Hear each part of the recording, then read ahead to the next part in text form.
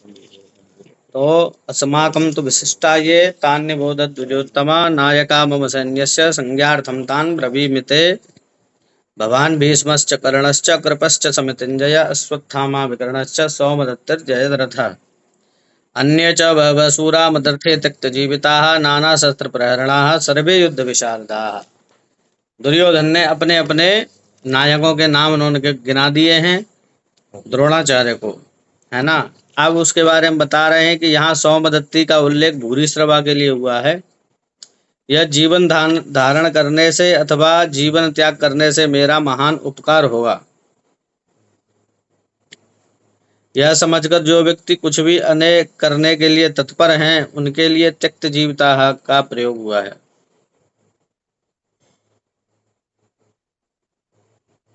मतलब वो कह रहा है कि इनके जीवन करने मतलब अगर ये लोग मेरे लिए जीवन को न्यौछावर कर देंगे, है ना, तो क्या होगा, मेरे लिए बहुत अच्छा है। वो पहले से ही समझ के बैठा है कि ये सब मेरे लिए प्राणों को न्यौछावर करेंगे। इससे उसकी मानसिकता भी प्रदर्शित हो रही है, कहीं ना कहीं वो भी डरा हुआ है। उसे पता है कि ये सब मरने वाले हैं। भगवान की युक्ति है कि अर्जुन ये सब मेरे द्वारा पहले ही निहत हो चुके हैं, तो तुम निमित्त बन जाओ, है ना। वीडियो बंद कर लीजिए।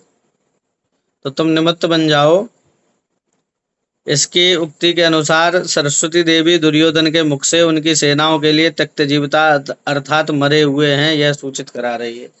मतलब सरस्वती माता उसके अंदर घुस गई और उसके अंदर जिह्वा में आकर के बैठ करके क्या बोल रही है, बोले कि मदर्थे त्यक्त जीविता, जो मेरे लिए प्राणों को निछावर करने के लिए आए हैं। इसका मतलब ये है कि पहले से ही वो जो है वो उसने समझ लिया है कि अब ये मरे हुए हैं, कि प्राणों को त्यागेंगे ही, इसलिए उसके मुंह से ये शब्द निकले हैं। अब कृपाचार्य की बता रहे हैं कि कृपाचार्य कौन है। अब सुन लीजिए ढंग से, कृपाचार्य कौन है उनके बारे में बताया जा रहा है।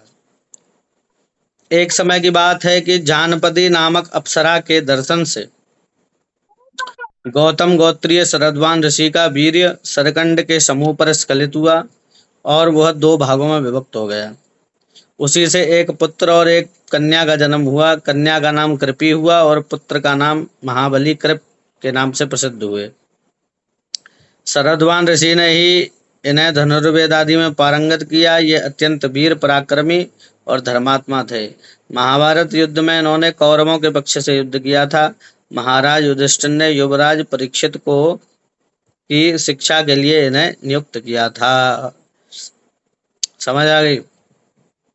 जानपदी नामक अप्सरा के दर्शन से केवल एक ऋषि थे, उनका जो है वीरपात हुआ सरकंड के समूह पर, तो दो भागों में विभक्त हुआ और उसमें से एक कृपी और एक कृपाचार्य, ये दोनों प्रकट हो गए। और बाद में ये कृपाचार्य जो है परीक्षित के गुरु भी बने शिक्षा के लिए। अब अश्वत्थामा की बात करते हैं। कृपाचार्य की बहन कृपी का विवाह द्रोणाचार्य से हुआ। कृपी का विवाह किससे हुआ? द्रोणाचार्य से हुआ। कृपाचार्य की बहन है कृपी। जो जब दो एक पुत्र एक पुत्री उत्पन्न हुए थे तो कृपाचार्य अलग है और कृपी का विवाह हो गया द्रोणाचार्य जी से। तो द्रोणाचार्य जी से हुआ था। इस कृपी के गर्भ से अश्वत्थामा का जन्म हुआ। तो कृपी का और द्रोणाचार्य का पुत्र कौन है? अश्वत्थामा है। ये वही अश्वत्थामा है जिसने पांडवों के पांचों बच्चों के गले काट दिए थे सोते हुए, और फिर ये भागा भागा फिरा था। फिर ब्रह्मास्त्र छोड़ करके इसको पकड़ा गया था और इसकी जो मणि है वो निकाल ली गई थी। ये आज भी ये सप्त चिरंजीवियों में आता है अश्वत्थामा, तो वो आज भी भ्रमण कर रहे हैं पृथ्वी पर, ये अभी मरे नहीं। तो अश्वत्थामा की बात करते हैं तो ये द्रोणाचार्य और कृपी से जन्म हुआ। इनका जन्म शिव यम काम तथा क्रोध के सम्मिलित अंश से हुआ है। चार के सम्मिलित अंश से हुआ है। किससे? बोले शिव यम काम और क्रोध, इनसे हुआ है। अपने पिता द्रोणाचार्य से ही इसने शस्त्र शास्त्र आदि की विद्या ग्रहण की। इसने महाभारत युद्ध में कौरव पक्ष से प्रधान सेनापति का भार भी ग्रहण किया था। मतलब बाद में सेनापति भी बना, जब बिल्कुल मरणासन्न हो गया था दुर्योधन, और जब जब हो गया तब उसने कहा कि मुझे सेनापति बनाओ, फिर देखो मैं क्या करता हूँ। लेकिन सुसुप्तावस्था में इसने पंच पांडवों के भ्रम से द्रौपदी के 5 पुत्रों का वध कर दिया था। इसके बदले में पांडवों ने इसका घोर अपमान कर इसकी मणि को छीन लिया था। अपमानित होने से क्रोध में जर्जरित होकर इसने पांडवों के एकमात्र कुलदीपक परीक्षित को समाप्त करने के उद्देश्य से अभिमन्यु की पत्नी उत्तरा के गर्भ को अपने ब्रह्मास्त्र का लक्ष्य बनाया। अर्जुन का पुत्र था अभिमन्यु, और अभिमन्यु तो मारे गए थे, तो उत्तरा के, अब जब अभिमन्यु मारे गए और पांडवों के 5 पुत्र भी मारे गए, तो अब कोई पुत्र ही नहीं बचा। तब इसने सोचा कि इनका वंश ही खत्म कर दूं। तो जो अभिमन्यु की पत्नी थी उत्तरा, उसके गर्भ में परीक्षित थे। उसने सोचा इसको भी नाश कर दूंगा तो इनका तो कुल ही नष्ट हो जाएगा। तो ऐसा सोच करके उसने जो है उत्तरा पर के गर्भ में ब्रह्मास्त्र संधान कर दिया। लेकिन भगवान ने, भक्तवत्सल भगवान श्री कृष्ण ने सुदर्शन चक्र से गर्भ में महाराज परीक्षित की रक्षा कर ली।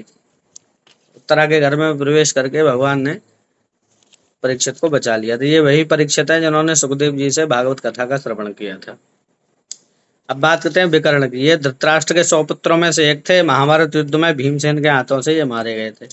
सोमदत्त, ये कुरुवंशी महाराजा प्रतीक के पौत्र और बाल्लीक के पुत्र थे। महाभारत युद्ध में सात्यकी के हाथों इनका निधन हुआ था। भूरिश्रवा, ये चंद्रवंशी सोमदत्त नामक राजा के पुत्र थे। ये परम पराक्रमी और महायशस्वी राजा थे। महाभारत के युद्ध में ये सात्यकी के द्वारा मारे गए। शस्त्र, हाथ में धारण करते हुए जिसने दूसरों को मारा जाए उसे शस्त्र कहते हैं, जैसे तलवार आदि। हाथ में धारण करके शस्त्र किसे कहते हैं और अस्त्र किसे कहते हैं, उसकी भी परिभाषा बता रहे हैं। क्या हाथ में धारण करके रखा जाए और उससे मारा जाए उसको शस्त्र कहेंगे। अस्त्र जिसे फेंककर शत्रु पर वार किया जाए ऐसे बाण को अस्त्र कहते हैं। समझ आ गई बात? ठीक है, तो ये है। तो आज हम ज्यादा नहीं पढ़ाएंगे, केवल इतना ही लेंगे, क्योंकि आज बहुत से लोग प्रमाद ही कर रहे हैं और कल इनको डांट बहुत अच्छे से पड़ेगी, क्योंकि इनके चक्कर में हम लोग इतना समय निकाल करके कहाँ कहाँ से क्लास लगा रहे हैं, लेकिन ये लोग प्रमाद में आ गए। एक दिन की कक्षा को केवल गैप किया हम लोगों ने, और ये लोग इस तरीके से लापरवाही कर दिए हैं। ठीक है ना? तो आज कितने श्लोक हो गए? 7, 8, 9, 9 श्लोक, मतलब 3 श्लोक आज हम लोगों ने पढ़ाए हैं। अब भीष्म, कर्ण, कृप, समितिंजय, अश्वत्थामा, विकर्ण, सोमदत्ती, जयद्रथ, इनके बारे में जाना। जयरथ के बारे में भी आगे जानेंगे कि वो कौन था। ठीक है, अब बताइए किसी का कोई क्वेश्चन हो तो वो कर सकते हैं। तो समझ में ना आया हो इसमें से तो बता दीजिए।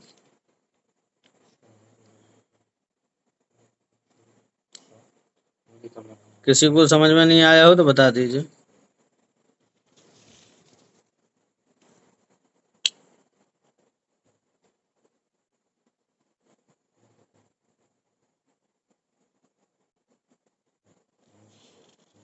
अच्छा, आ गया, ठीक है।